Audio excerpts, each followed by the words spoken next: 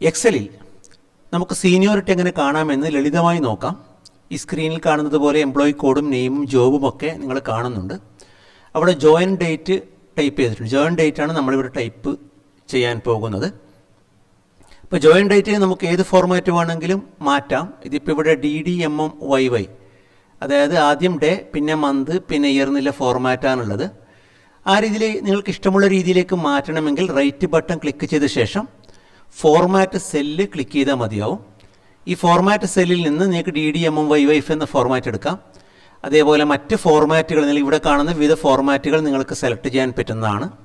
ഇപ്പോൾ ഇവിടെ നിങ്ങൾക്കവിടെ seniority കാണണമെന്നുണ്ടെങ്കിൽ സീനിയോറിറ്റിയുടെ function ഇതാണ്, ഡേറ്റ് ഡിഫ്. ഇതിൽ 3 ഭാഗങ്ങളാണുള്ളത്. ഒന്ന് അതിൻ്റെ ഇൻപുട്ട് സെല്ല്, അതേപോലെ ടുഡേ എന്ന് പറയുന്ന ഫംഗ്ഷൻ. ഈ ഫംഗ്ഷൻ ഉപയോഗിച്ച് ടുഡേ ഫംഗ്ഷൻ ഉപയോഗിക്കുന്നത് ഇന്നത്തെ ഡേറ്റ് കാണാൻ വേണ്ടിയാണ്. അപ്പോൾ D2വിൽ നമ്മളടിച്ച ഡേറ്റും ഇന്നത്തെ ഡേറ്റും തമ്മിലുള്ള ഡിഫറൻസ് ആണ് ഇവിടെ വരിക.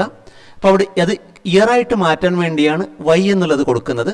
അപ്പം അതേപോലെ വീണ്ടും അത് YM എന്ന് കാണിക്കുന്നിടത്ത് മന്തും, അതേപോലെ MD എന്ന് കാണിക്കുന്നിടത്ത് ഡേയ്സും കാണും. അതിനിടയ്ക്ക് വരുന്ന ഇയേഴ്സ്, മന്ത്സ്, ഡേയ്സ് എന്ന് പറയുന്ന ടെക്സ്റ്റുകൾ നമ്മൾ മാനുവലായി കൊടുക്കുന്നതാണ്. അവിടെ എന്ത് ടെക്സ്റ്റും കൊടുക്കാം. ഈ ടെക്സ്റ്റും ഈ ഫോർമുലയും തമ്മിൽ കണക്ട് ചെയ്യാൻ, അതായത് കമ്പൈൻ ചെയ്ത് കൊടുക്കാൻ വേണ്ടിയാണ് ആൻഡ് ചിഹ്നം, അതായത് ആംപർസൈൻ ചിഹ്നം നമ്മൾ ഉപയോഗിക്കുന്നത്. ഈ രീതിയിൽ നമുക്ക് സീനിയോറിറ്റി കാണാം. അതേപോലെ ഡേറ്റ് ഓഫ് ബർത്ത് കൊടുത്തു കഴിഞ്ഞാൽ ഏജ് കാണാം. നമ്മുടെ ആവശ്യങ്ങൾക്കനുസരിച്ച് ഇങ്ങനെ നമുക്ക് ഉപയോഗിക്കാം. ഇതിൽ ഡേറ്റ് ഡിഫി എന്ന ഫംഗ്ഷൻ നമ്മൾ നോക്കുന്നുണ്ട്. ടുഡേ എന്ന് പറഞ്ഞാൽ ഇന്നത്തെ ഡേറ്റ് കണ്ടുപിടിക്കാനുള്ള ഫംഗ്ഷനാണ്. ഫംഗ്ഷനകത്ത് തന്നെ അവിടെ ഫംഗ്ഷൻ ഉപയോഗിക്കുന്നത് കാണാം. അതേപോലെ ടെക്സ്റ്റും ഫംഗ്ഷനും നമ്മൾ കോൺകാറ്റ് ചെയ്യുന്നതും കാണാം. Thank you.